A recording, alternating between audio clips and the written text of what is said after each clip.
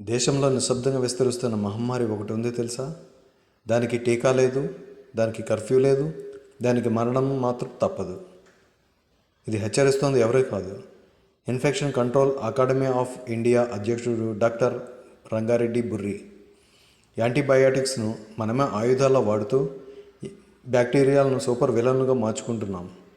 1928లో penicillin కనిపెట్టిన Fleming 1945లోనే చెప్పాడు, అవసరం లేకుండా పెన్సిలిన్ వాడితే రేపు ఇంకొకరి మరణానికి నువ్వే బాధ్యుడు అవుతావు అని. ఈరోజు అదే జరుగుతోంది. 2021లోనే ప్రపంచవ్యాప్తంగా 11.4 లక్షల మంది మందులు పనిచేయక చనిపోయారు. ఇలానే కొనసాగితే 2050 నాటికి 3.9 కోట్ల మరణాలు సంభవించవచ్చు. జలుబుకి యాంటీబయాటిక్, జ్వరానికి యాంటీబయాటిక్, డాక్టర్ చీటీ లేకుండానే మందులు. ఇవి మనకే శత్రువులు.